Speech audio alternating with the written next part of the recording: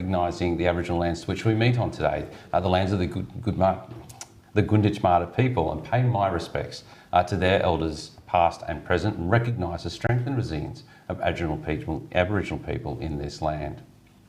Well, jam-packed agenda tonight, as usual, and we have a panel of people here. But first, tell us where you're watching from. The live chat is up and running, so we're keen to always know where our people are watching from, whether it be across Victoria, across this country, or in fact, as we have had many people watching internationally.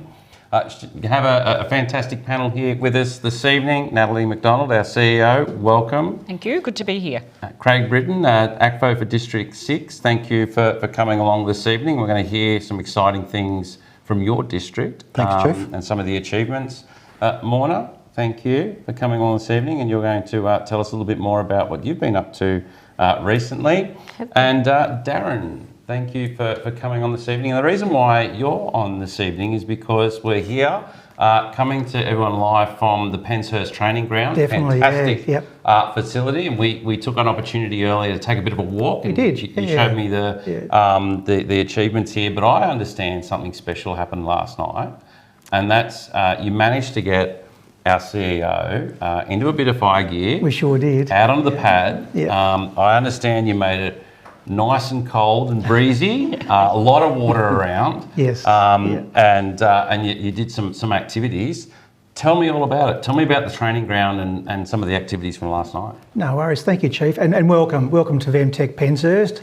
Last night we had the typical Western District weather of the 4 seasons in one. So we had some challenges, but we had we got it all back together, and we got the team out there with all the ladies and the support from the men, the male volunteers as well. But it was a fantastic night. Everyone got something out of it, and talking to Morna before, it was really action packed. So Natalie, we had a special women's training event last night, and it said you came along and participated. Yeah. Tell me about it. What did you get out of it, and what were some of the great achievements? I think we've got some sneaky footage. Our camera crew followed you around the campus last night. Tell us all about what went on. Oh, look, it was a fantastic event, and I would just like to start by congratulating Simone Kinross and the instructors and the team, Darren and team here at Penshurst. Not on the weather, it was really cold. And the wind wasn't that great either, which meant that we couldn't access the hot fire training, but certainly did drills covering all sorts of important fundamentals for CFA members. And we had 14 women supported by an incredible crew of instructors, pad staff, rehab unit, people doing the catering, etc., looking after us and making sure that we were developing our skills. The participants ranged from people who, had just completed GFF to people that were also much more experienced but practicing their skills along the way. So it was a great night. For me, always the opportunity to get out and meet our members is probably the most rewarding thing. But I honed a few of my skills as well. So you are a GFF qualified firefighter? Yes, absolutely. I am. Hose bowling is not one of my strengths, but I practiced it a bit last night, and by the end I was getting a bit better. So that was a good thing too. So Darren, we're seeing some footage here of the Penshurst training facility. Tell us how long it's been around and some of the training activities that brigades and districts from around this area have free access to. Yeah, definitely. Thanks, Chief. VEMTC Penshurst, commonly known as Western District Training Ground on its day, was first opened in 1993. The land was sort of workshopped and developed by volunteers for volunteers. And going back to when it was first opened, my dad was part of it as well, and also Arthur Cottrell, who was the first groundsperson supervisor here, and that's hence why the main road coming into the training ground is called Cottrell Avenue, in respect to Arthur and the families and people that helped. For the brigades, we cover District 4, 5, 6 and 7 and the lower part of 16. So you can basically look from the border, so the Australian border through to Lara, and up to the base of the Grampians. So it's a fair patch. It's a lot of volunteers, a lot of passionate volunteers, and it's a really, really good facility. And as we saw today, we went for a walk. The upgrades that CFA did 2 years ago has just been immense. What it's changed for training out there. It's a clean environment, it's safe, and it meets all the occupational health and safety we need for on the fire ground. And people go home clean and happy. You know, nothing worse being dirty, you know. That's awesome. And, Albeit cold. And cold. albeit cold. However, having said that, Natalie, I've got on the text line here this evening, the people of Balan are saying, you reckon that's cold, you should go to Central Highlands at some time. Morna, how important is it to have events like we did for the Women's Training Night? And what does it do to, I guess, help the women of CFA in, I guess, experiencing what it's like and also get that confidence to undertake the training and the like?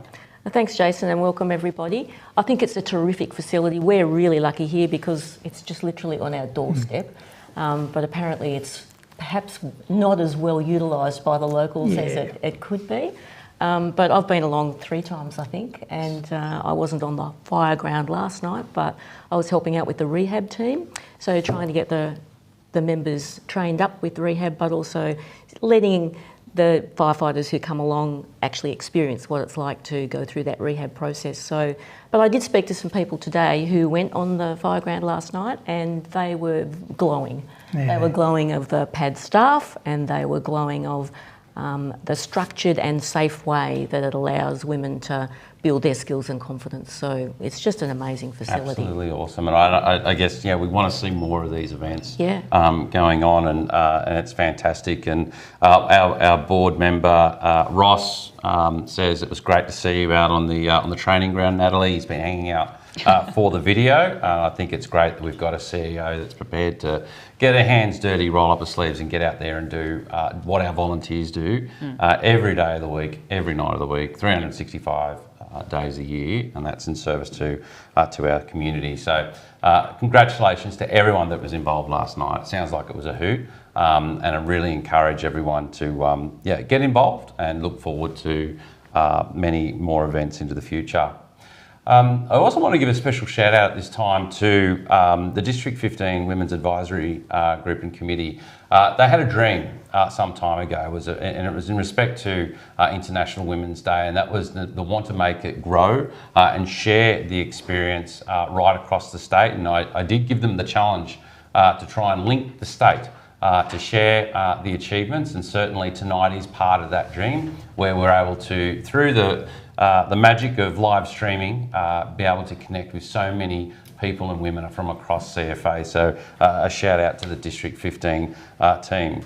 As always, we have a live audience here with us this evening, and what a live audience, a lively bunch of people who've travelled far and wide to come and quiz the panel and ask the hard questions that we never shy away from. Thank you for coming tonight. It's fantastic. And I'd also like to give a bit of a shout out to Scott Tomlinson, as the Chair of the Inclusion and Fairness Council here in South West Region. Thank you for coming along. I see Richard Burke in the background there, mate. You can try to hide, but we've got you, the local ACFO. So again, thanks for allowing us to come out and enjoy your wonderful district with your wonderful volunteers. So thank you. As always, and as I promised previously, we will be having regular training updates, and this month we have an update from Deputy Chief Officer Jean Geisel talking about training and some of the changes that are occurring within training. So over to you, Jean, to tell us all about training and what's new. In some exciting news around OD&T is the fact that I will be moving on to a new role in a public safety agency that will be working across all of the different public safety stakeholders from a federal level. That does mean, though, that we'll have a new deputy stepping into the role of Deputy for Operational Doctrine and Training, and I'm very pleased to say that it is Rowan. We have been working together for several months now on all training and doctrine matters, and I think that the team will stand in good stead, Rowan, with you taking over the leadership. Over to you. Yeah, thanks, Jean. Firstly, I'd like to congratulate you on the role you picked up.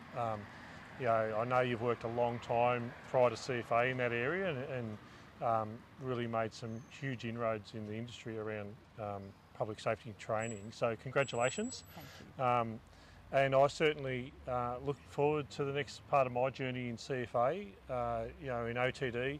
Really good team, working really hard. I know there's some challenges, and I've had the opportunity to work really closely with you over the last probably 8 months in my role through service delivery, and I'm looking forward to the next steps and continuing on the work that you've led and started with a really strong team. So thanks, Jean.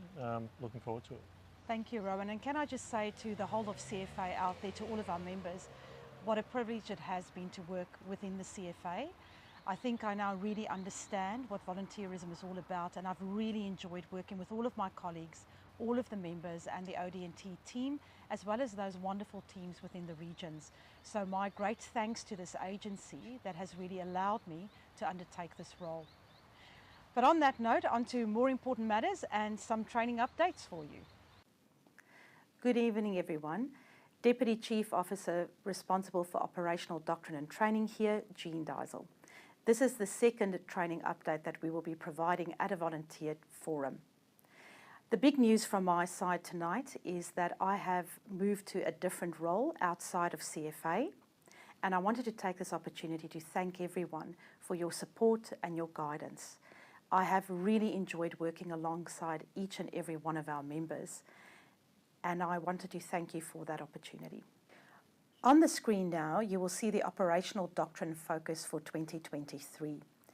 Through the Fire Services Operations Committee, the FSOC Doctrine Subcommittee, new interoperability procedures, or IPs for short, are in development to provide further context around topics like BA filling and fire investigation. These IPs are used to bridge differences and provide context between CFA and FRV's operating procedures. And you'll see these new IPs come out into the future as topics are identified and worked through. Just a friendly reminder that the operational doctrine pages on Members Online are progressively being updated, and current indexes are available again for brigades who may wish to include them in their station hard copies. Moving on to training. The current governance and training focus for 2023 will be on Respond to Urban Fire, which I know is a key activity for all brigades, scoping courses that are already available for us to use, and development and maintenance of a course catalogue. Furthermore, through our governance activities, we will be focusing on professional learning for all of our CFA educators, looking at the audit rectification plan and work for the VRQA, and continuing a focus on LLN. As you would have known, some of our trainers and assessors attended our previous professional development series, and we've had some very positive feedback regarding the series. On the screen now, you will see the course development focus for 2023.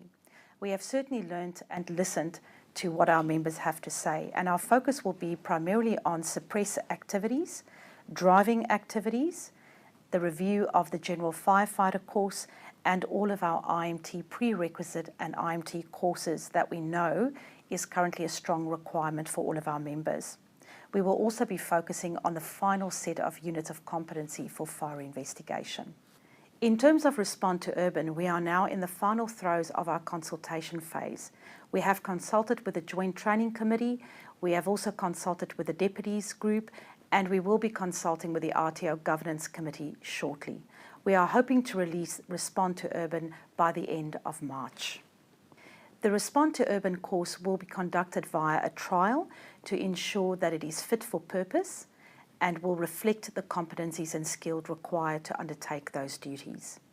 We have had many staff working on the Respond to Urban package, and we are very proud of the work that they have done, starting off with some of our subject matter experts as instructors, then moving across to some of our volunteer trainers and assessors, and finally with a review from our ACFOs. I know that there is also a keen and continued interest in the AFAC peer review, and on the screen now you will have a look at the transition phase for some of the recommendations that we are working through, and there's also a link for you to have a look at all of the upcoming activities regarding the AFAC review. Lastly, our thanks from the Operational Doctrine and Training team. We hope you have enjoyed the training update. The final training update for tonight is about the Introduction to AIMS course. Some of you may have noticed that we have taken the course off the LMS. It is important to note that this particular course is an AFAC accredited course, and currently AFAC is in negotiations with the VRQA to re-accredit the course. Once those negotiations are finalised, the course will be placed back onto LMS for our students to undertake. This is my last Volunteer Forum training update to all of you tonight. And again, my thanks to you all. Back to you, Chief. Thanks, Jean, for that training update and sharing with us, I guess, what is a bit of sad news for us is the departure of Jean from CFA, but moving on to bigger and better roles. CEO of a public safety authority, that's not a small step. And certainly I know the knowledge that Jean and the understanding that Jean has gained with working with CFA and particularly working with our volunteers, hearing from our volunteers, is really probably going to stand us well in having her advocate on our behalf to ensure that future public training safety packages are volunteer friendly and appropriate for what we have. And I think we wish Jean the best, and certainly Rowan Luke is in the audience with us tonight. Big shoes to fill, Rowan, but certainly I know he's very excited to be able to take up that mantra from Jean whilst we look at moving forward with recruitment and the like. So congratulations, Jean, but again, we'll be sad to see you go. As always, senior staff from CFA are watching tonight and they are in the chat. So if you do have a question about anything in particular, please feel free to jump into the chat and ask those questions, and our friendly staff are standing by to provide you with the answers. So if there's been a burning question, I guess pardon the pun, that you've been wanting to ask for a while, please feel free to log in and have that discussion. Have a new face on the panel. Welcome, Chris Gleeson. How are you? Yeah, good, thanks. Excellent. And you're Cavendish captain? Correct, yes. Excellent. And you've come along, to have a chat to us tonight about the Captain's Peer Mentor program. Yes. And I guess what it means to you and some of the big things in that space. Tell us all about it. Yeah, so thank you. Thanks for having me on the panel tonight.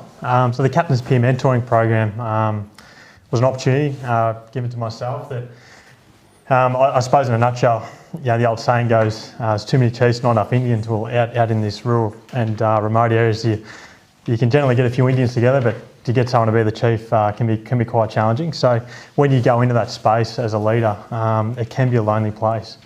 So what the Captain's Peer Mentoring program does is it creates this opportunity where new and upcoming leaders can come together in a safe environment and with some experienced mentors and talk about some of the challenges they may be having, and also on the flip of that, some of the successes that they're having, because there's some great things that is happening in our district and learning from those.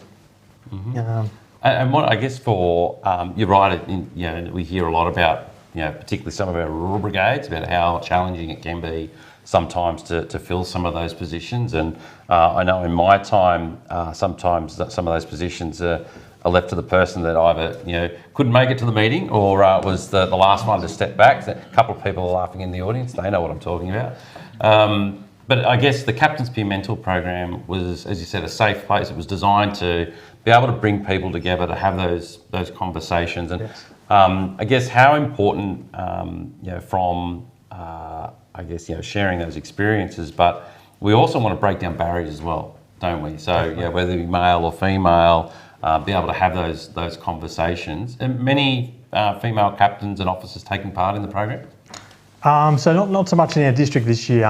There are a couple, and Simone Kinross she facilitates it as well as part of the district headquarters. And I believe that there's one captain that's a female in our district. Yes.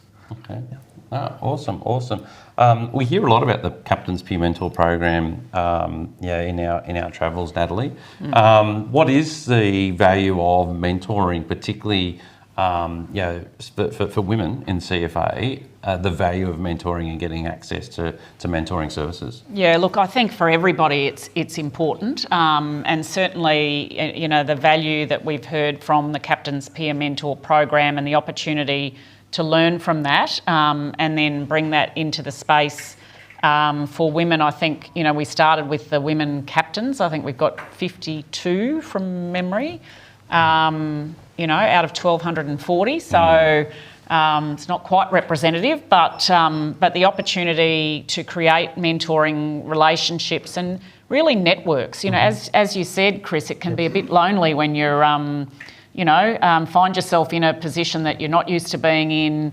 And I think for everybody, we're never too old to kind of create relationships and share stories with people, and that's how we learn. And I think really that's the value of mentoring, and it's been, I think, particularly helpful in building confidence for some of our women leaders in CFA. And as I've said multiple times this week, and we'll keep saying, building confidence is never a negative thing. If we can build confidence in any of our firefighters or our people in CFA, then we're creating a safer environment for everyone, and that's what we're here to do. So I think if mentoring is what we need to do to provide support, then that's what we'll do. If there are other things that we need to look at, then we'll do those things as well. And and mentoring takes so many different shapes and forms, really, doesn't it? So we have formal mentoring processes like the Captain's Peer Mentor program and the like, but there's also those informal mentoring networks that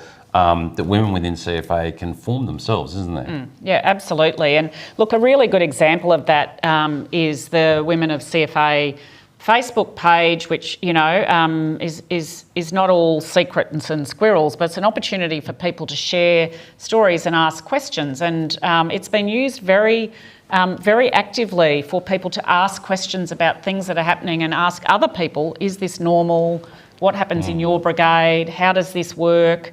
And a very recent example that came up, which we talked about, at our executive, was some of the teams that were fighting the Flowerdale fire, toilet facilities weren't available. People were driving our women firefighters back to a facility that was taking people off the fire ground, and yet the facilities could have been made available. It pointed out a bit of a knowledge gap in a local area about resources that could have been made available, people out of practice post-COVID, etc.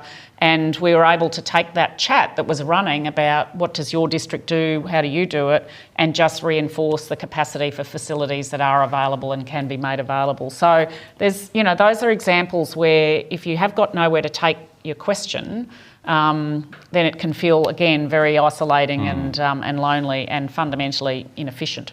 Oh, yeah, absolutely. We have the first of our live audience questions, and Peter wants to ask us a question. Thank you and welcome here. It's great to have you come to our district. Thanks for the opportunity. I'm a DGO and training officer for the Noreen Group, and I have a statement and a question at the end. I have great concern over the difficulty in signing up and encouraging new members to the CFA, and then getting them to complete the 40 hours of compulsory online training that is required. I personally know of people who have had difficulty navigating their way through the CFA's online site and have given up. And first-hand example is our son Charlie, 16, applied online to the CFA volunteer recruitment team on October 13 last year. By the time his request had been sent and approved, which had to be followed up with the help of our BASO, it was mid-November. Then he had to fill out a registration form online, and because he had asthma as a child, which he has now grown out of, he had to fill out another 9-page online form, fitness for duty assessment required by CFA, with questions that no 16-year-old should have to answer. So then he was then required to get a medical assessment from a doctor that was then sent to another department by CFA called InjuryNet on the 12th of January. Told it could take 2 weeks to be looked at by an InjuryNet doctor. 5 weeks later, I chased it up again and they said they would fast track it for me. So kind. A doctor rang me and told Charlie would then have to go back to his original doctor and get a referral to see a breathing specialist, of which we still have to do. Only last week he got accepted to the CFA as a non-operational member. Over 4 months and many, many hours of our time have been working on this. Now he's expected to do approximately 40 hours of training before he can get on a truck in a rural fire brigade that would be lucky to do 5 turnouts a year. This needs to change, as we are losing so many potential new volunteers to our area. The system is failing, the trainings are too long, we have people on the back, we'll end up with more people on the back of private units than CFA tankers. What do you intend to do about this? Great question, Peter. And can I say, your story is not unique. And I hear people share their experiences that you've just touched on. time and time again. So we are actually doing something about that. A couple of things I wanted to, I guess, touch on. So we'll be coming out to people more broadly very, very soon, talking about an operating model review. And an operating model review is really focusing on how CFA, what does CFA do? How do we deliver those services to what standard? And what resources and the like are required to facilitate that? One of the things that I've heard very loud and clear, that we all have heard very loud and clear, particularly from rural Western Brigade, is a one-size Melbourne-centric approach does not fit all. So, and certainly I've given my commitment to a revised general firefighter for rural brigades that won't be to, I guess it's sort of similar to what minimum standards might have been, minimum skills might have been, but certainly not as involved as what it is today, and that's part of that review that's going on. So, and we want rural brigades to want to be part of that and to help us shape that, up. So that is happening, and that's what Jean meant by when she touched on review of general firefighter. Touching on the issue in respect to the medical standards and the questionnaire, again, CFA is currently using the AFAC guidelines for medical standards. They are they're dated. And so there's a project work being led by Nicole Favell and her team and the health services team to rewrite the medical standards for CFA to have a medical standard approach that is sensible and tailorable to the needs of the individual, not, being consulted to by their doctor, and being able to put people into the organisation that may have conditions or otherwise that ordinarily would have had them said, "No, thanks for coming." But because it's managed, because it's under control, and because it's been facilitated by healthcare professionals, they will be able to come into the organisation. So asthma is one of them. So I hear all the time asthma, diabetes, some of those more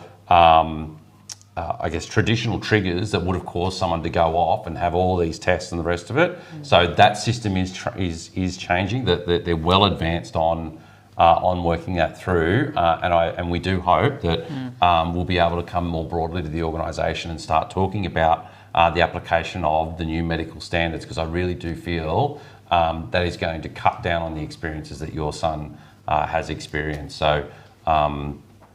Not going to help your son. I appreciate that. There's other isolated incidents that I do know.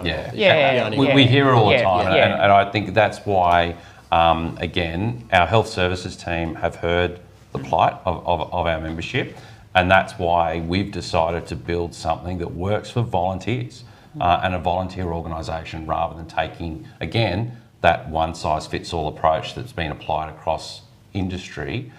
So we're really excited about it. We're in the final stages of putting that together, and again, we'll be coming out and talking about that more broadly. So I think that's probably the main things I've touched on for you. But thanks for sharing your story. It's one we hear quite regularly. And I think, Jason, there's a few messages in the chat that are sort of echoing that. So, and that's why we want to do some of this. Just a step back kind of work. I mean, we've always got a very fine balance to kind of manage. We've got absolutely obligations in terms of health and safety that we have to meet. Everybody knows that, but sometimes they can be interpreted to the, to the extreme, and we've just got to make sure that we've got a fit for purpose model for the nature of our fire service, not something that just picks off the shelf from, a different fire service. One of the other things that you touched on, that I know I've asked Deputy Chief Officer Kayleen Jones and Nikki Habidis and the volunteer sustainability team to look at, is this issue of if you're transferring from one brigade to another brigade, you're operational in Brigade A, all of a sudden you default to non-operational in Brigade B. That's a system tick box error. We're getting that looked at and getting that resolved. So hopefully we'll fix that momentarily. And the other issue that we are aware of is the volunteer recruitment hub currently is a bit clunky. We know that, we accept that, and again, the team are working hard on putting together a set of requirements so that we can get the developers back in to fix. We've got a list of fix, and thanks to everyone that's contributed to feedback. So we were very attuned to some of the challenges that some of our brigades and members are having in that space, and it's very much on the top of the list to resolve. So thanks for your question, Pat. Just with the volunteer recruitment hub, we often get a little bit of negativity and feedback about that, and you're spot on about the clunkiness of it. But we do have a positive story in District 6 where we had a female member transferring from one brigade to the next. So it's a full application process. She actually applied first thing in the morning, about 8:30 in the morning.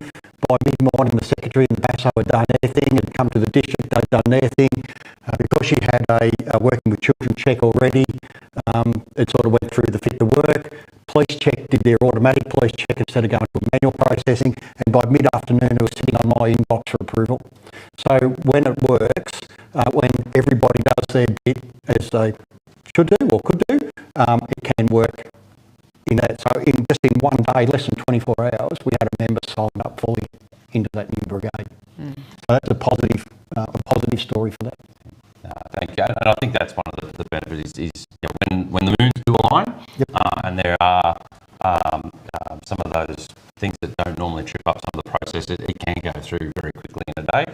But certainly the story Peter tells, we hear those as well. So very much we've got things well in train to resolve those. So thanks for raising that. Thank you. Throughout the course of this week, we've been featuring some of the fantastic women of CFA that we have in our organisation, whether they be DGOs, captains and the like. And recently we've featured a captain of Eildon Brigade, Nikki Lunn, who does a fantastic job of running that brigade. And she has somewhat of a bit of a unique aspect to her brigade. It's not only been land-based, but they have and respond in CFAs only fireboat. And Nikki also works for CFA and does a fantastic job there as well.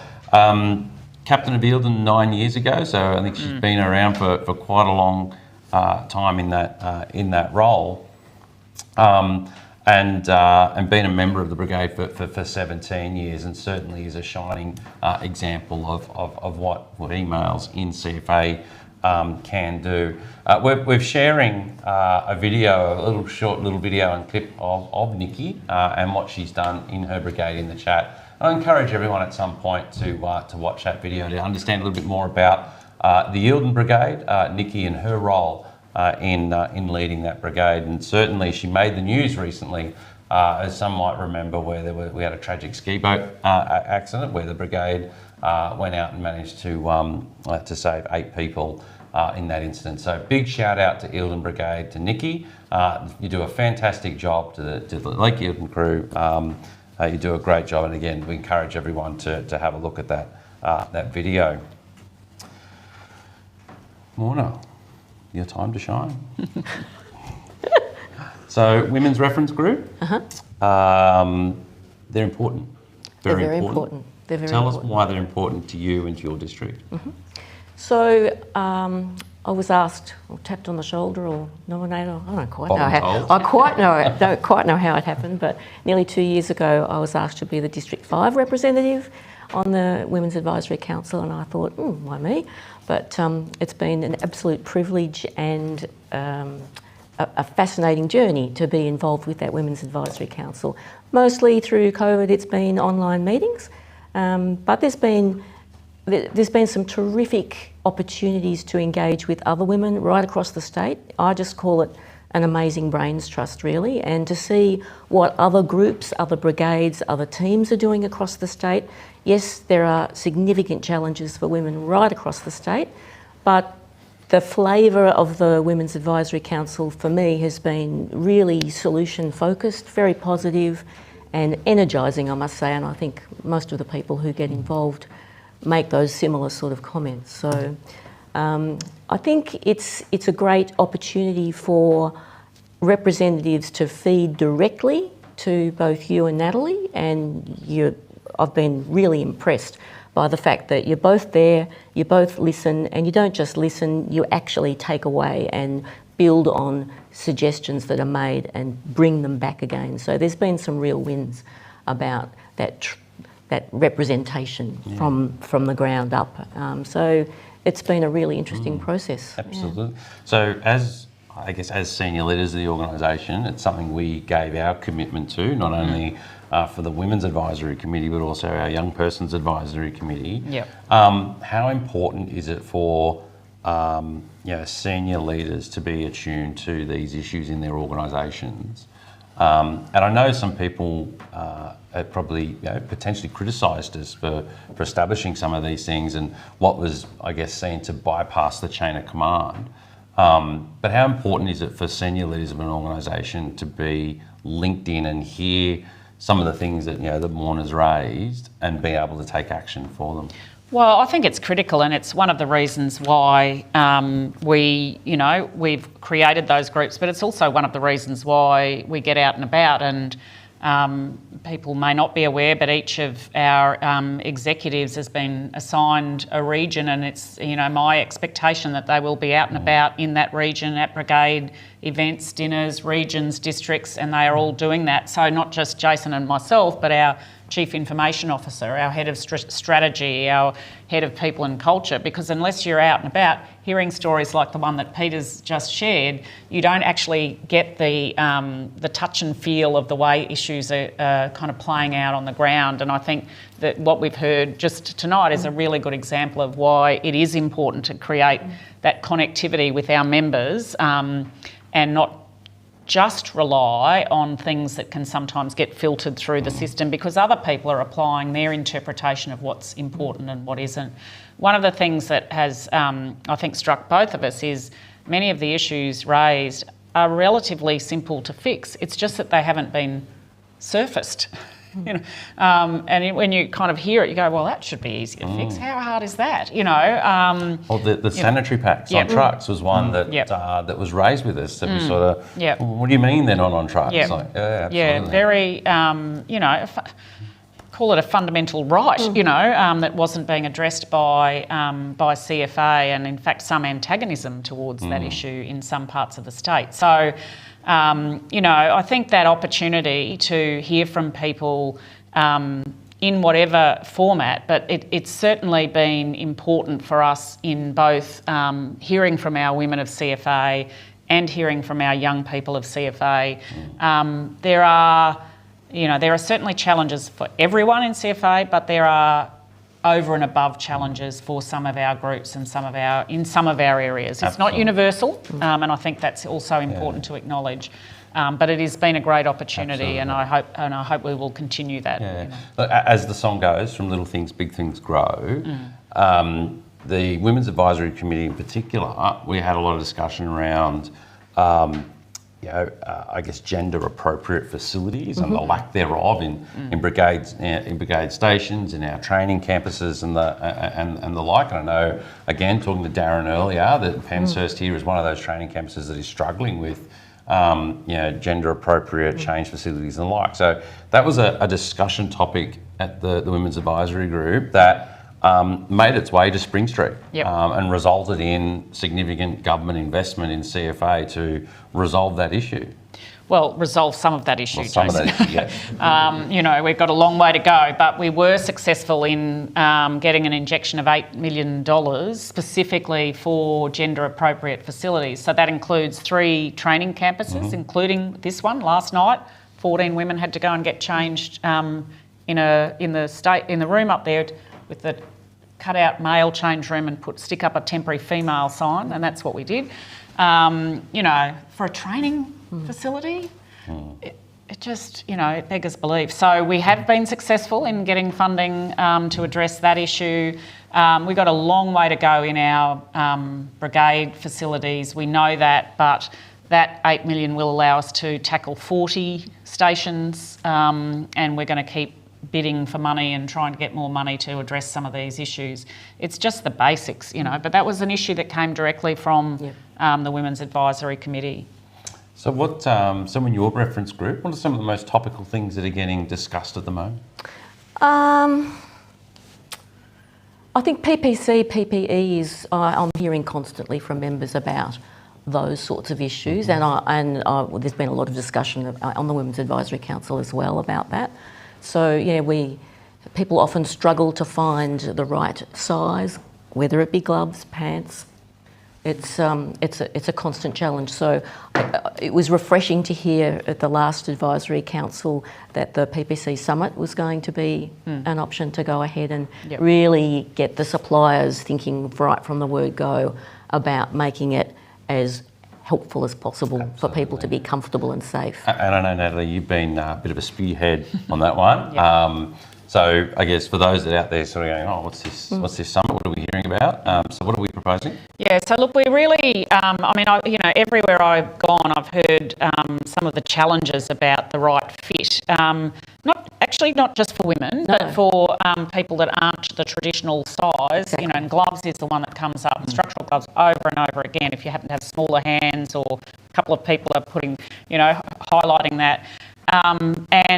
The challenge that our sort of infrastructure people have is the manufacturers aren't making gear that isn't what they consider to be, in traditional sizes, and that's quite staggering, and one that I think we need to be trying to influence. So we are intending to hold a PPE summit and get the suppliers along and have some of our people talk about the stories of this is what it's like for me when I'm trying to find something to fit, so that I'm safe on the fireground, or that I'm safe here and there. And so we're pretty keen to do that. And I have shared, what's quite worrying, I think, from my point of view, is looking at some of the international trends. So in North America, or the Northern Americas, there are 90,000 women firefighters, and the manufacturers are still not making equipment that suits the physiques and sizing, etc. So how many does it take, before we actually,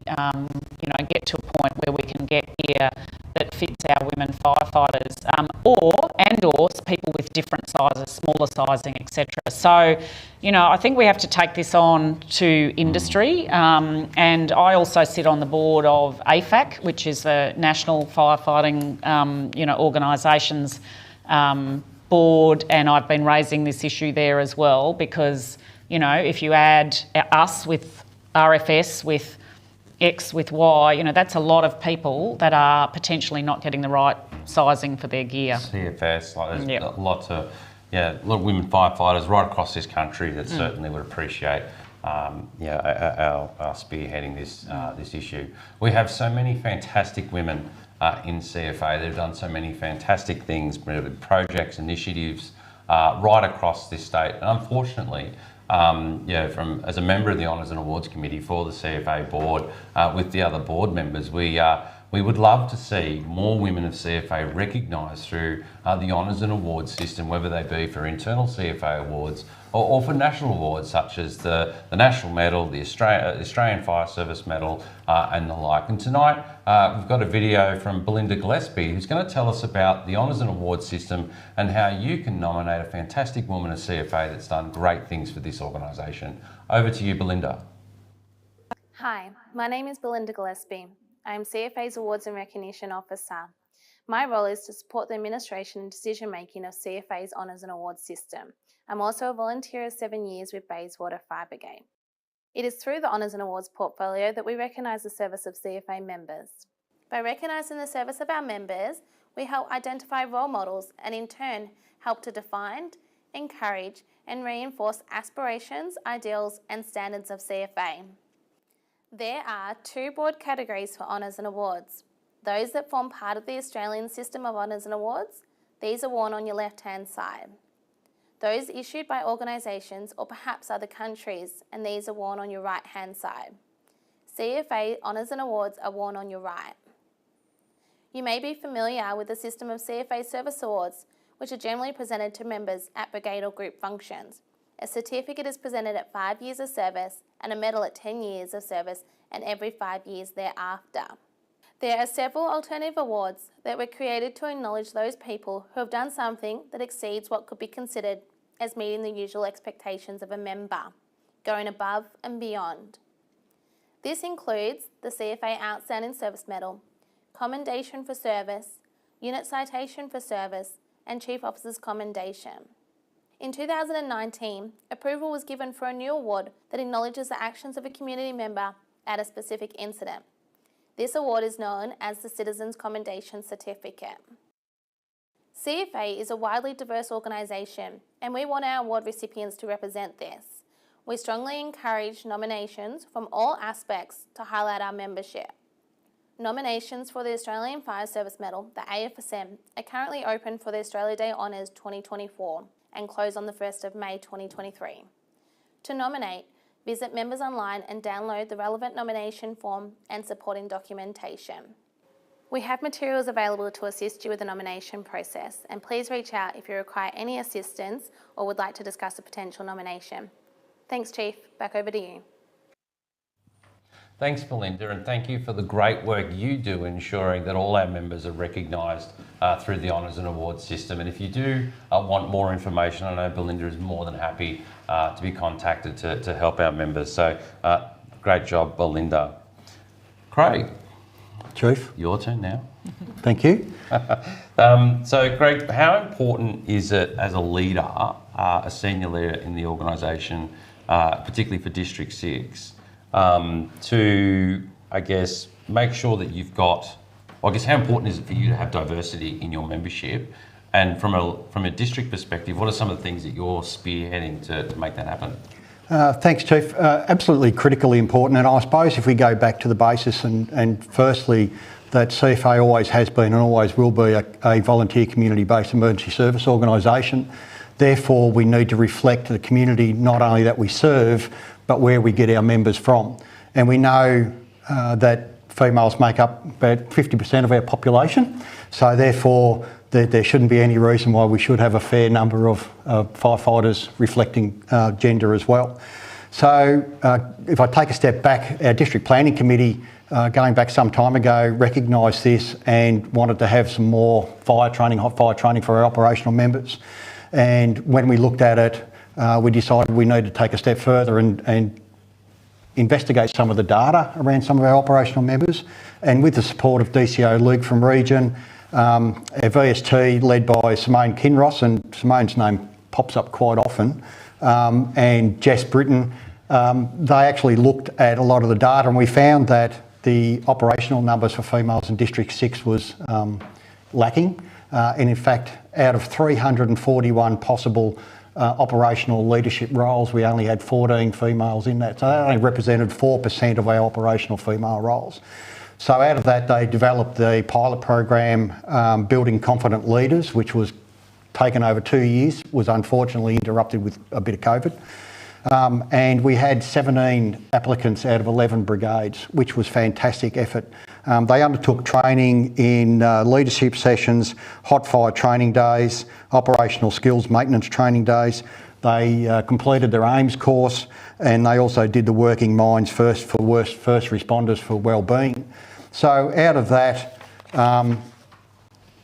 after the evaluation, after the course was completed, 100% said that they actually gained confidence in operational leadership, and 6 of those members had actually taken up leadership roles during the course and post the course. So we're very proud of the way that has actually occurred. We're very fortunate enough that we've got some very proud and passionate female members supporting and driving change, and 2 of those members sit on the Women's Advisory Council with you, Katie Miller, captain from Port Campbell, and Sarah Manane, one of our firefighters from Birregurra, very proud and passionate.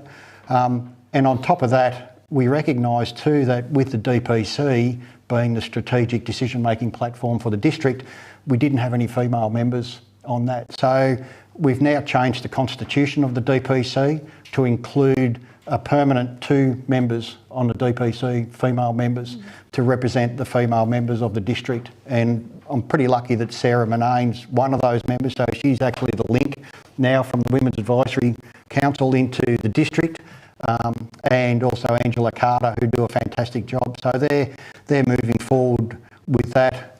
Also, with the District 6 DPC, we've now developed the Inclusion and Fairness and Diversity Subcommittee to the DPC, which will be led by Alex Perry, who's on the Regional Inclusion and Fairness Committee, and which our 2 female members hopefully will be a part of as well. So we're actually seeing a fair bit of change in the way in which we address things in District 6, And as I said, we've got a lot of proud and passionate people that are actually supporting that change of direction.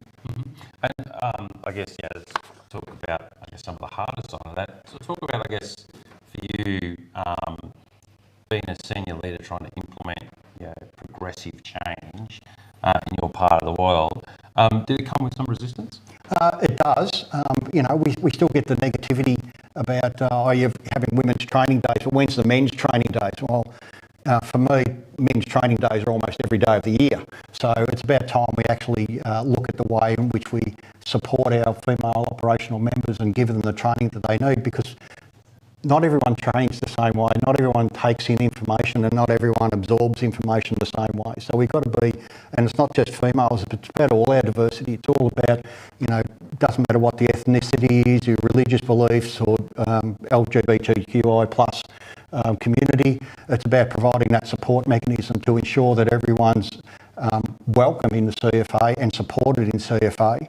And, I've heard this catch quite often. The community is at the centre of everything that we do.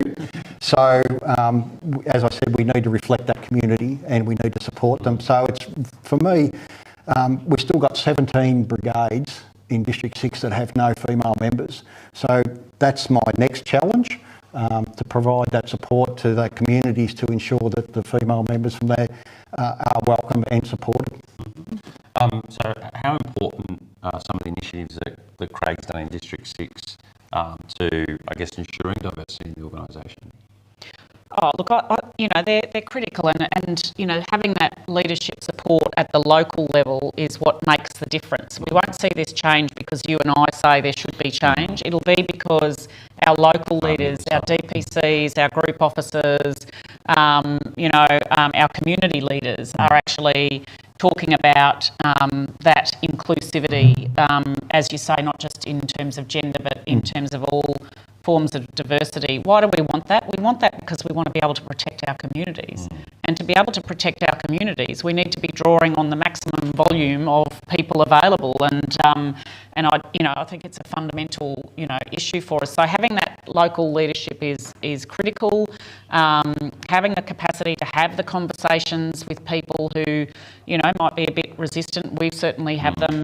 It's okay to have a conversation about it and talk about why it's important and why it is the direction that the CFA is headed. And I guess that's really what we do need to do, isn't it? Like, we need to have the conversation, bring it out into the light. And I think, Craig, from your perspective, that which you shine a light on, gets measured, gets done. And for you, I guess, exploring with your DPC those brigades that don't have female members, and I guess starting to think about what can be done to assist that is really sort of shining that light and creating that conversation. It's a journey. It is. We're not going to be able to wave that magic wand and fix it overnight, but we need to bring it front and centre of people's minds, topic of conversation, whether it be at the VEMTC level, the DPC level, at the regional level, at the state level. And if we're all having these conversations, it's all start to be in front of mind. Hopefully we can make a change, Absolutely, yeah. I think it's important to discuss it at every level, as you say, whether it's a brigade, a group, a district. And if you don't know out there who your district rep is on the Women's Advisory Council, find out, have a chat with them, feed the issues up, get them to come and talk to you, because the more people talk about these issues, the more solutions can be created. And if you really don't know and you want some help, or you might be a bit shy and ask, I'll put the offer out there. If you want to shoot it through to internal comms, email address on the front banner there. We'll assist you in connecting you to your rep. So certainly, because we need to keep having these conversations. So have you noticed any other changes, I guess, since you started to put these things into play across your district? Oh, absolutely, and a lot of it comes back to the female members' operational. They've all said that their skills have increased. They've gained more confidence in being able to put their hand up to take on a leadership role. We just had the International Women's Day training day. We ran that on Sunday at the Camperdown Fire Station. We had the mobile gas prop there. And we had about 15 female members come, and they actually had a crack at doing some structural stuff, some structural firefighting, hot firefighting. which I'd never done before, and they loved it. And you could actually see them develop, and we put a couple of the female members, the potential leaders, in charge of the crews as they were going in, and you could see them develop just within the short time of a couple of hours, that they really enjoyed it. So, you know, we get that positivity going, that just flows on to other members, and it provides an opportunity then further down the track for people to step up. Because we're all different. Absolutely. I think that's the thing here, and we're built differently, we're made differently, and we'll handle firefighting equipment differently, and that's why it's important to as you say, those women's training nights, to be able to touch the equipment, experience the equipment, get an understanding of the equipment, how it works, and the rest, so that they have the confidence next time to be able to pick it up and use it in operational anger. Absolutely, absolutely. So speaking of fantastic women again of CFA, we've got a video here from Kelly, and Kelly has been a bit of a trailblazer in CFA, being our first female air attack supervisor. That is no mean feat, knowing what the training and the certification that someone has to go through to reach this. So let's hear from Kelly and her story. My name is Kelly Cranes, and I'm an air attack supervisor. My role is to coordinate water bombing aircraft over bushfires and work closely with ground crews. Before I became an air attack supervisor, I was actually an air observer. I needed to fly over lots of fires and gain lots of fire experience before I could become an air attack supervisor. I also then completed a course. Being an air attack supervisor is very similar to being a crew leader, except my trucks have a big bucket or a belly tank. I work closely with the incident controller. I was originally inspired to become an air attack supervisor after seeing some of my peers performing this role. I had such admiration for them and really wanted to do what they were doing. I feel very proud to be the very first female air attack supervisor in the CFA. I didn't set out to be the very first, but I was really lucky to have some mentors who took me under their wings, so to say, and believed that I could do this role.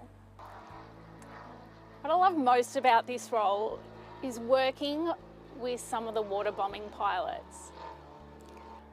They're able to get so close to the fire and do some amazing work that I just didn't know that was possible.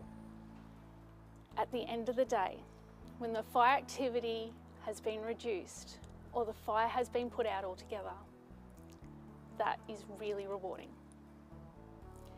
CFA have helped me achieve my goal by building a simulator, which has allowed me to practice my skills. I've spent countless hours in the simulator. The simulator is a cost-effective way to be able to provide training to us and hone in our skills and give us lots of practice. My future plans in CFA are hoping to become really well skilled in the air attack supervisor role, so I can become a mentor to the same level that my mentors mentored me. Advice I'd give other women who'd like to follow in my footsteps would be anything is possible. Build yourself a network of positive people that you can rely on, and play flight song really loudly all the time. Wow, what a fantastic video and a fantastic story, and thanks for sharing that, Kelly. I guess as we were watching that, I heard some laughter and some smiles. How much did that resonate with you as women in CFA? Oh, the mentoring was what I triggered on with, and I think that's a big focus, a different role from fighting the fire, and I think that's great because it shows you the breadth of roles that women can perform, whether it's a rehab truck, a secretary, a treasurer, IMT. You don't have to be on the end of a hose, and if there's people there to mentor you in a whole lot of different roles, let's find the people out there in the community who have the skills that can really contribute to those roles. What a great role model though for especially younger members coming through. Absolutely. Yeah, I think it just, the theme earlier in the evening about that mentoring and why the importance of creating some of these networks that we have been working on is it does give people the opportunity to find a mentor, particularly important in those brigades that maybe have only one female member, then how do we create networks to just give them some confidence and someone to bounce ideas off. That's not to say that they won't find those mentors amongst the members of their brigade, and we know that there are some fantastic work happening out there in many brigades to support all new members and members coming up the kind of leadership chain. But we do know that in some cases we have to just work that much harder to give some of our women a little bit of confidence. Again, it's not universal, but there's no downside to it. Absolutely. So Natalie, we Kelly's our first air attack supervisor, and we hope and desire and want many more to follow in Kelly's footsteps. But as a I guess female CEO for CFA, you've had a distinguished career. You've been a leader in a lot of organisations. It's not easy being the first one.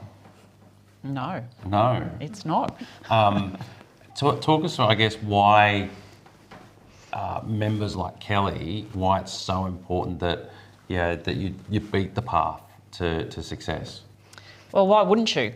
If you're competent and you've got aspirations, why wouldn't you beat the way through? I guess that's my first response, because you're just as capable as anyone else of doing it. So why not? And there are challenges and there are lots of barriers that can get thrown in your way, but there are also many people who are prepared to help, support, mentor, and give you, a bit of a good talking to from time to time if your knees get a bit weak and you're kind of worried about things. And I think that's important again to find that, that set of people in any job, in any role that can support you if you need a shoulder to cry on or talk to. But we just have to do it. It's been too long for when people haven't been able to take advantage of their skill sets, and that's what we're talking about. It's about, performing to the maximum of your capability, and, we want CFA to be a place where everyone is able to do that, and that you're not segregated because of your gender or your lack of experience even. There's a lot of that in our young people. If there's ability, then we want to take maximum use of that ability and give people an opportunity to shine.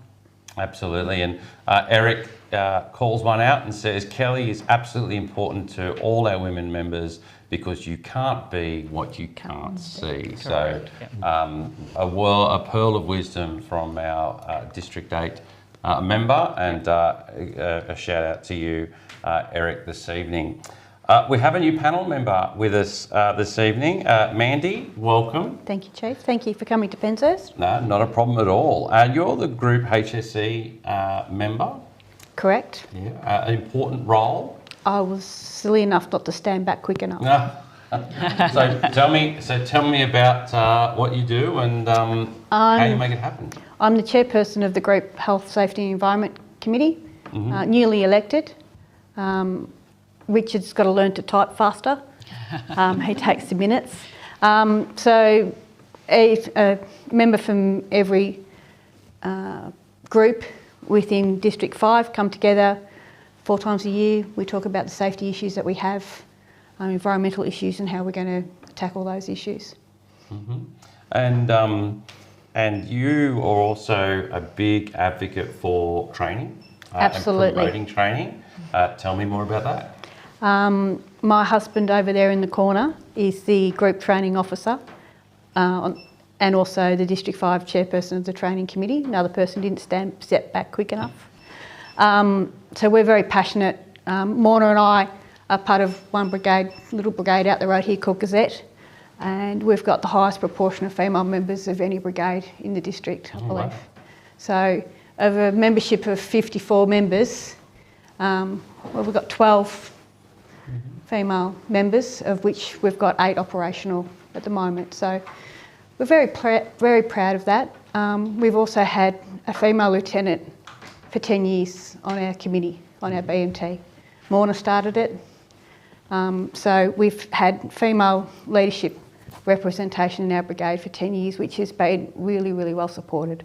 Absolutely. So let us in on the secret. How did you manage to build those numbers and we've had grow? some champions. We've had some people really encourage us, and some people who have really helped us step up to our potential. When we're in yellow, we're all equal. We've all done exactly the same training, been through exactly the same training packages, been on exactly the same trucks. We can do it just as well as the blokes. We might do it a little differently. We don't tend to go like a bull at a gate, and we don't tend to use a hammer to fix things, but we do get the job done. No, that's awesome.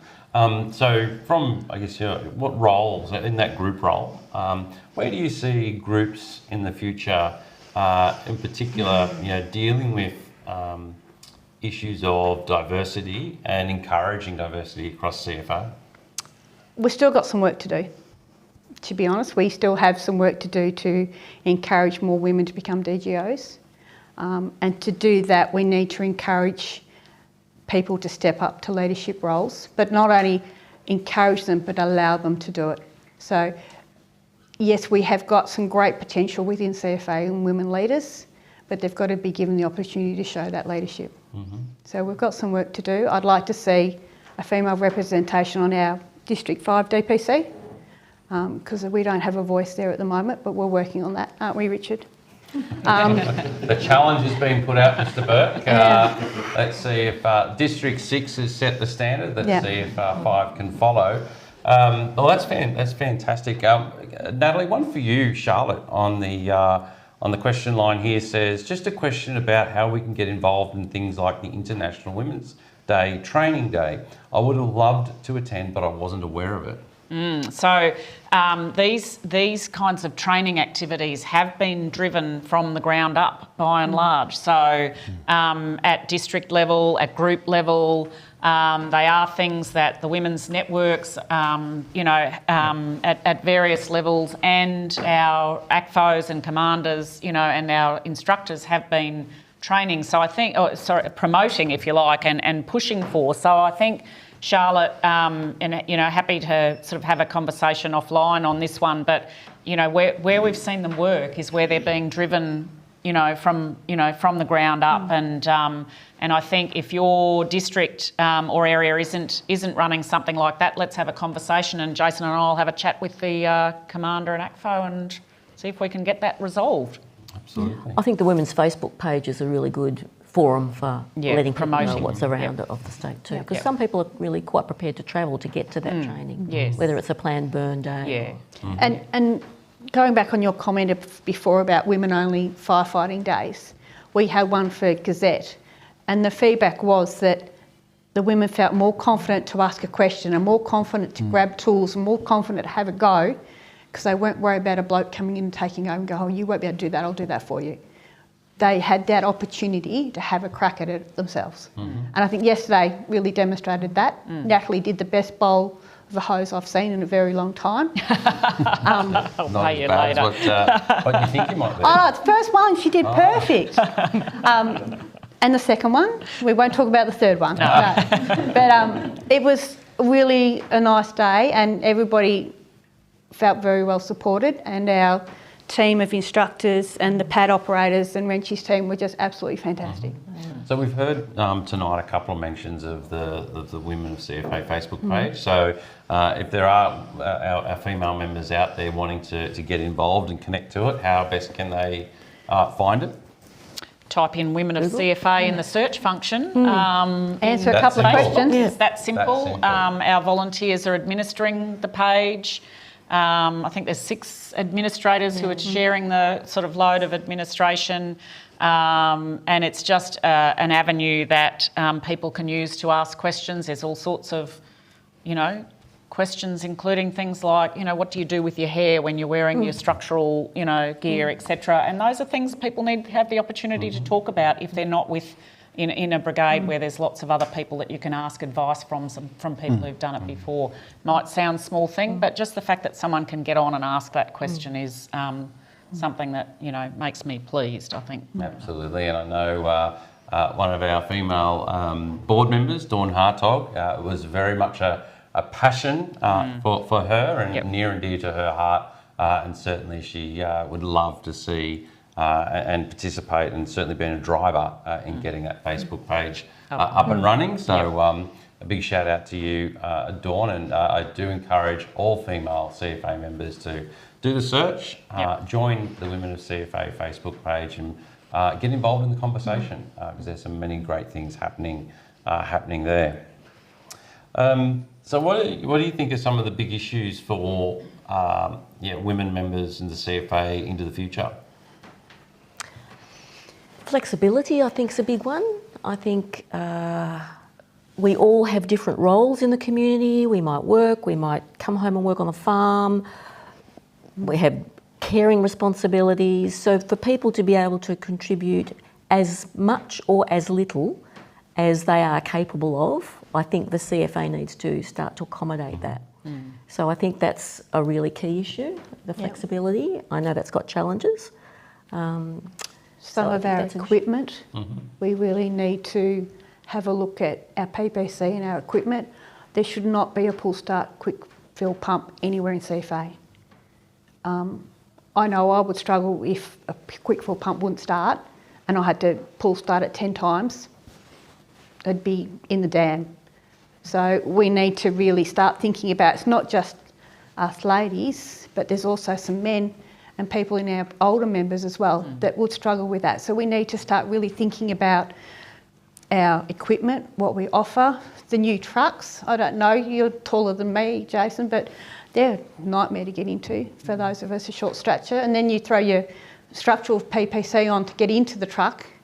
Well, that makes it even harder again. So we just need to start thinking ahead. We've got a long way to go. We need to start thinking ahead. To be an inclusive organisation, we need to think about who's driving the truck, who's getting on the back, and the roles that we can play. And I know if he was here, he would have loved to have quickly jumped on the panel and talked all about it tonight. That's Rick Owen in the design of the new CFA rescue appliances, which absolutely have been ergonomically designed and with gender issues involved as well. And actually, not only from the rescue vehicle perspective, but again, a big shout out to Deputy Chief Officer Brett Boatman when he was in the structural planning space. The next generation pumper was specifically commissioned to ensure that it was female friendly, and all people of shapes and sizes were able to operate, access the equipment, operate the vehicle, and do those things. So and certainly that's all born from, Natalie, a little thing that we need to do, legal requirement, and that's that gender impact assessment as part of the GAP. They're all important steps that CFA need to do to make sure that we are, getting the right pumps and equipment. I don't particularly want to see too many pumps in the dam, but we need to make sure that we get the right equipment for our female members. And I think importantly, and you absolutely nailed it, I think, Mandy, it's not just our female members. It's not everybody's built the same, and a lot of fire equipment has been designed for the notion of a traditional firefighter of a certain stature, of a certain strength, etc. And the large majority of us don't fit in that category, males and females included. And I think, just having that in mind is something that we've got to take into account. And this is why we want to have conversations with some of our suppliers on this kind of thing. But you're right, Jason, we are now required, and this is a good thing, not a bad thing, to ensure that we are doing gender impact assessments when we're designing new programs, new equipment, and it's really critical that we do that so that we've got future proofing, the investments that we're making. I think in CFA our urban brigades and our urban interface brigades are doing really well with gender inclusion and diversity. It's our rural brigades, we're sort of the poor cousins in some respects, that it hasn't reached that level yet. That the inclusion and willingness to accept diversity is not quite there yet. And it's also in our equipment that rural brigades get to, that emphasis that it's equal and easy for us to use isn't there yet. A lot of our equipment's very old, our tankers are old. That's one of our big issues. Thanks for sharing those thoughts there. We have another question from the audience, and Jeff is joining us. Good day, thanks. Thanks for coming down this way. It's good to see you. We saw you a year or so ago when you first toured down here. You said to come back and tell you whether you're working or not.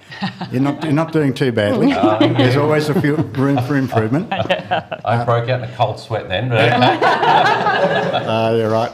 Mandy left her light under a bushel there. She's also a DGO for our group, Mount Rouse group. I'm just part of Gazette group, but DGO for the Mount Rouse group too. Yep. And Morna was a lieutenant. So we are improving a lot, and I have to put a lot of that down to Mandy's husband, Adrian Straw, who's hiding up the back. He's been very helpful, very encouraging of females, and we've got, as Morna said, the highest number of active firefighters in the district, female that is, which is really good. Fantastic, yeah.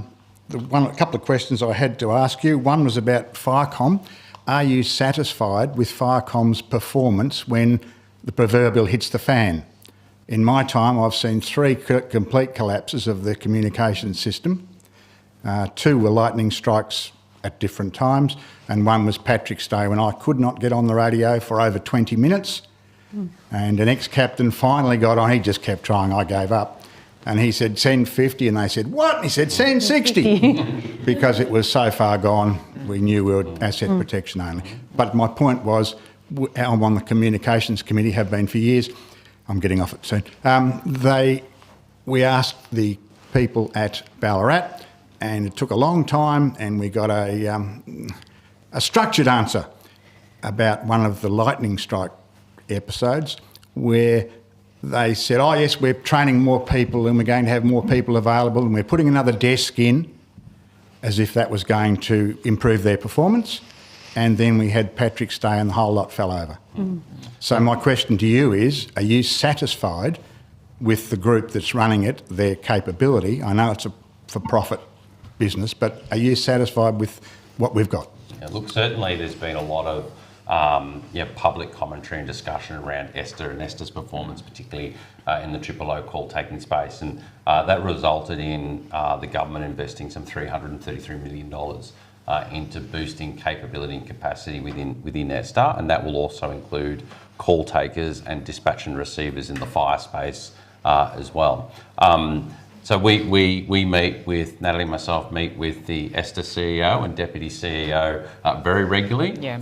And likewise, I know our Deputy Chief Officer, Gary Cook, meets with senior staff at Esther regularly. We do monitor Esther's performance and we do raise issues with Esther when we do see performance issues in respect to whether it be time around dispatching brigades or radio traffic congestion, decoupling and the like. So. And I know we have been discussing with them more broadly around the issue of radio congestion. Radio congestion is having an effect on our service delivery standards, our SDS reporting, of which we have also made that aware to government as well. So I think it is a challenge for Esther currently. They have just received a significant investment of funds. They are going through the recruitment process. The reality for them is it takes a considerable amount of time to train operators, unfortunately. So we will probably have this state of flux for a period of time, and I'm probably thinking about that 6-month mark while they train and get people on the floor to be able to do what they need to do. They're acutely aware of the challenges that they have in this space. So one of the other things that we're doing to also assist our brigades, and particularly again in Gary Cook's area, is around the mobility project. So installing our MDTs in the vehicles in order to have direct connectivity to the CAD to ultimately be able to reduce radio traffic so people can log on scene, do all those sort of things without the need to pick up and clog up the airways. So it is one of those things that's a bit like, I guess, as I've said sometimes, it's a bit like the shampoo. It won't happen overnight, but it will happen. They are acutely aware. We do raise issues when we do see them. It's like I recently had an issue raised with me from District 14 around some of the radio protocols that some of the operators have been using.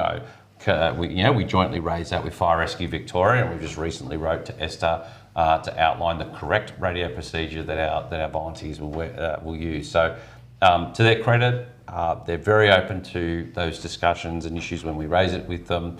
We know they're very much working hard to address some of the challenges that they do have. I guess from our perspective, we probably need to be a little bit more patient with them whilst they get people hired, trained, and into those positions. Righto. Inaction, is it? It's inaction and hasn't quite happened yet, but I think we could do with an improvement there. The other side of things, I was going to briefly mention, we were after a new truck, a second-hand new truck for the Gazette Brigade. We're still restricted to a lot of our activity to a two-wheel drive truck.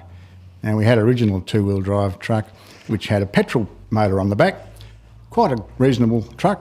They took it away on the safety side of things. Well, we've got one that's a lot less safe. Yes, it's got a diesel pump. It wanders around like a zigzag on the road. DMO people tell me that the tyres were all purchased in a lump lot for CFA, and we're stuck with them. It's been looked at many times. It's not something that encourages people to go out on runs or for real fire tricks. We're looking for another one. We were promised a double cab, four-wheel drive, and apparently 6 months later it's no longer going to occur. So we're not terribly happy about it. We might have a chat about it later on. Well, the benefit of that is you've got both your ACFO and your DCO in the room here tonight, so gentlemen. The right people in the room to resolve that issue for you. We'll take that one on notice. And that's good. We've got 3 DGOs from Mount Rouse Group here too. Thank you very much. No problem. Thank you for your question. And we all belong to Gazette. All right, we have another question tonight from Steve. Thanks, Chief. Thanks, Natalie, for coming tonight, and thanks for all our panellists tonight. It's been very good thus far. My question is, I'm a group officer at the Merri Group, which is the area surrounding Warrnambool, and as a role in the group officer, it's given me the opportunity to take a more of a strategic view of what's happening in our group. And my concern and across the group is the retention and the sort of volunteer recruitment and retention of our volunteers. So it's a real concern. We're looking like there's a lot of people that are in leadership roles that are getting older, and looking at sort of our members that are turning out to jobs. A lot of grey hairs around, and it's good to see some younger people here, like Chris is the captain at Cavendish. Yes, and but we need to sort of really start focusing more on younger people, and giving them a pathway into leadership roles as well. You understand tonight with the International Women's Day and the women firefighters, it's a great start, but we really need to knuckle down this soon. Otherwise, we're going to sort of fall short. Yeah. Can I sort of respond? Look, I completely agree. And I think one of our challenges, so just looking at the stats coming through the Volunteer Recruitment Hub in the last 6 months, so there were 1,300 applications, and 800 of them were under 34. So we're attracting, a younger cohort. What's a little bit more disturbing is we're seeing them drift out the other end because they're not being given opportunities, and this is certainly the feedback through the Young Adults Advisory Committee. They're keen, they want to be involved, but they're not necessarily getting opportunities to kind of experience, their skills, etc. Now, some of that could be that younger people are impatient and, want to kind of get, that experiential stuff straight away. But I think it's a really interesting thing for the group potentially to have a look at, and we can potentially get statistics, exit surveys, etc. One of the reasons that people, one of the key reasons people leave CFA is the culture of the brigade. So, there's a question there about what's happening But I think, you know, the other thing is how are the views of young people, just like we've had this conversation today about women, how are we gathering them in? So how are we at the group level gathering some feedback from our younger members about what's working, what isn't? And I'd be really keen to kind of hear maybe afterwards, you know, some views on how we can support that and how we can help with those things. We're certainly, through our imagery, trying to do a lot more imagery of diverse, you know, diverse members, that it's not all people who look exactly the same, you know, and trying to promote that work. We've got some activity around, you know, sort of a recruitment. It's not a campaign, you know, but some material that Sally and her team are working on, which we can use in social media and all of those sorts of things. That's quite vibrant and, you know, interesting. But what we absolutely know is that it's what happens at the local level that makes the difference. And I think that's absolutely right. Because we've been asked for a while to, you know, what are we doing about promoting CFA, recruitment, that sort of stuff. And certainly, as Sally and her team have put together a fantastic, I'm going to use the word campaign program, campaigns probably, where, you know, they give us a hand type thing. And, you know, you will start seeing that more and more out and about in the community in the coming weeks and months. But Natalie's absolutely right. Getting them in the door is one thing. Keeping people, you know, engaged, you know, active, and wanting to stay in a brigade is another thing. And I know that's probably some of the challenges for our brigade leadership teams. In how do you know, everyone's busy. And that's how do you sort of make the time to keep everyone engaged and participate in those activities. So, like Craig, I guess from your perspective, how, you know, is the story Stephen's telling resonate with you and in your district? Absolutely. And it's interesting that the data we only got a couple of days ago from Michelle Wintle about our volunteer numbers, that in District 6 our greatest cohort of operational members are aged 61 to 65. So if we look at that over say another 4 or 5 years' time, they're into some of them are going to be into their 70s. So it's a real problem for us, and especially, and probably not only just in District 6, but also around the state in some of those areas, declining rural communities, where you just don't have the young people that volunteer anymore because they're no longer there, and especially with a lot of the farms that have been taken over by corporate farming entities, farmers buying out their neighbours. We just don't have that cohort to recruit from anymore. So it is becoming a problem, especially for a lot of our Class 1 and Class 2 brigades. And what we see sometimes is that the outer urban brigades, the bigger structural brigades, they're the ones that are getting a lot of the younger members because they've got a lot of people they can draw from, and B, there's a lot more action, you know, and spot on, Steve, that to try and retain a young person in a brigade that gets 1 call a year or 2 calls a year, it's very difficult. I think the other thing that's really dragging us back at the moment, and I hate to say it, is our training, because a lot of our leadership training, you can't at the moment do a course past crew. I don't think you can even do crew leader at the moment. Our core focus has been on general firefighter and respond to urban, and after that there is nothing. Some of us have been waiting 3 years to do courses and they're not running. How do you keep people engaged if you can't offer them what they want to do? Well, and certainly that's one of the challenges that Jean's been working on, and as we heard in the update tonight, around the 2023 priorities for the training department. And as you saw, crew leader, the control level 1 incident, they're all there because that's what we're hearing, Mandy, from the people around. You know, we need that training, we need that. I fear that we're going to have a generation gap. Most members of CFA, you've got 7 years to engage them. You've got 7 years to train them to a level that they want to stay. If we don't do that within 7 years, they either turn into a submarine member or walk out the door.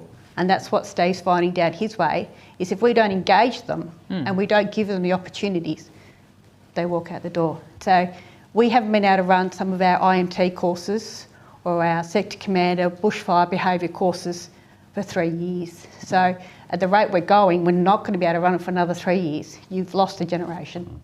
I certainly know the training department, and I'm looking at Rowan out the side of my eye here. 3 years you do not have. They are acutely aware. I know the team are working frantically to get up, because they've heard, as I said, they've heard the plight of our members, and they're doing everything they can to ensure that we get back to where we need to be. So thank you for your question, Stephen. You've invoked a lot of discussion, and it's a challenge. It's a topic that is quite near and dear to many people across the state. So thank you very much. I'm keen to chat after. Thank you. Not a problem. We have another question from Aaron. Welcome, Aaron. Thank you very much. Look, thanks very much, first of all, for coming here to our little corner of the world and celebrating International Women's Day with us in District 5. It's an absolute honour and pleasure. My question's slightly esoteric. It's about fleet management, but I want to put it in the context and the fact that we're in a world where we've got ever-diminishing budgets, ever-increasing pressures to get better equipment, tools, new stations, and everything else as well. We know HR issues with trying to retain people within CFA corporate, trying to retain the best people, costs a lot of money as well. 12 months ago, Hino Japan actually admitted, and they came out after a Japanese investigation, that the engines that they've been purporting were supposed to be fuel efficient and meet Euro standards didn't actually reach those levels. So we've got an entire generation of vehicles in Australia, but in the CFA especially, that don't actually do what they're supposed to do. Now, it doesn't mean we can't drive them, it doesn't mean we can't meet a lot of our obligations. What it does mean, though, is that just like the old Volkswagen issue a few years ago, that we have vehicles that don't actually do what they're supposed to do. So the CFA effectively has been paying a lot of money for more fuel to make the fleet go. Maurice Blackburn at the moment is trying to scrape the barrel, like ambulance chasers tend to do, but try and do a class action on behalf of Australians, from any vehicle built after 2003 to the current generation at the moment, to try and do a class action. I know CFA is not in the business of trying to do ambulance chasing, but would the CFA seriously consider joining that class action to actually get back some of that money, and we're talking potentially millions for the CFA, to be able to reinvest into our fleet? I mean, we've got a 30-year lifespan for our trucks now, because we can't meet our asset renewal obligations, but this could go part of that way to trying to claw some of that back, because money's gone sideways. So I guess a couple of things to touch on there in respect to, I guess, class actions and the actions of a particular law firm. I'll leave that there. Look, I think it is fleet management and investment today and into the future is a challenge for CFA, and I know it's something that's near and dear to your heart, Natalie. And we are undertaking a whole of life asset planning process at the moment. I think the challenge for CFA into the future is not necessarily about what a manufacturer did or didn't say about emission standards or the rest of it. It's about what is the future of trucks in Australia and by extension emergency services. So we see the ACT of now putting into operation electric pumpers.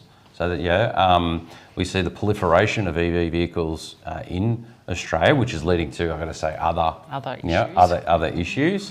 But it's not without even CFA. Our pool vehicles are EV.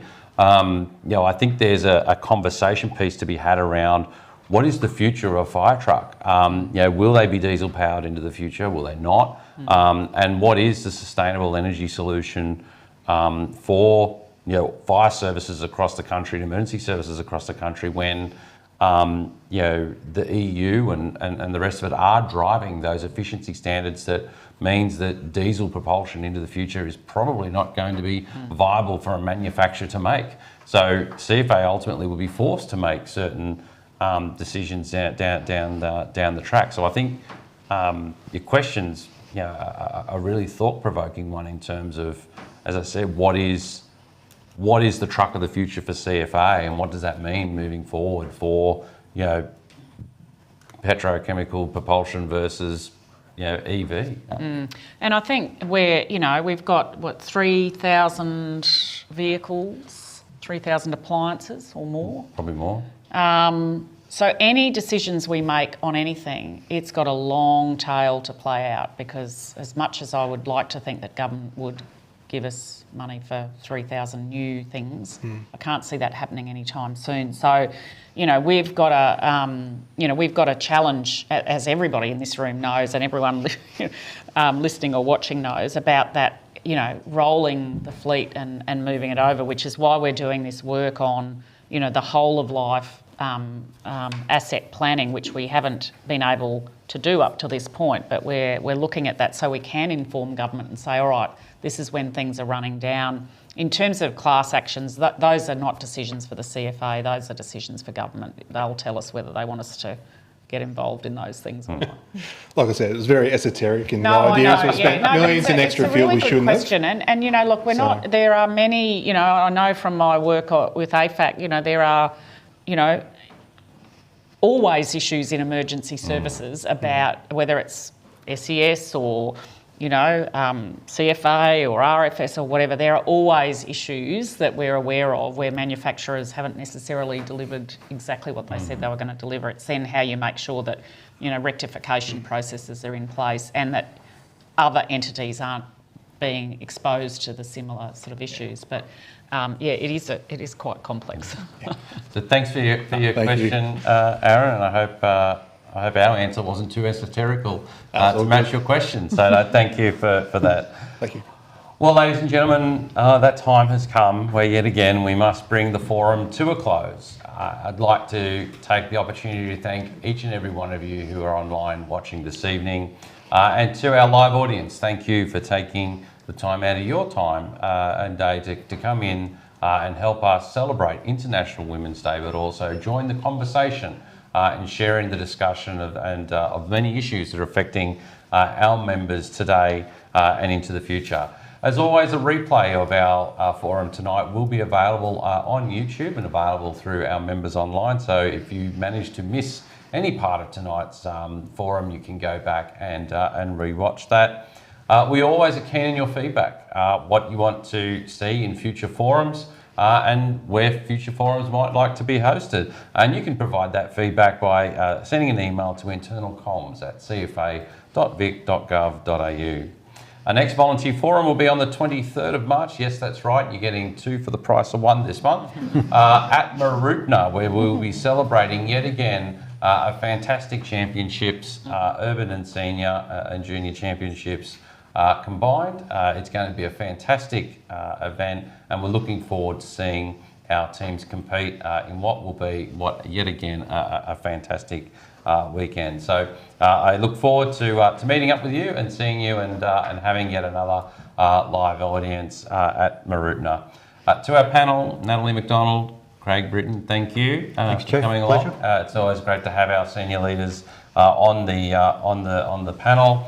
Mona, thank you. Mandy, thank you, for sharing your insights, your valuable insights, and the great work that you've done here in District 5. Likewise, Chris Gleeson, thank you, and Darren Wrench, thank you for having us here at the Penshurst training facility. It's free, open and available, and Darren wants to finish the forum tonight with the plug. Please come on in, fantastic facilities. The kind staff here are really accommodating and wanting to do everything they can to help you and your brigade train on any scenario.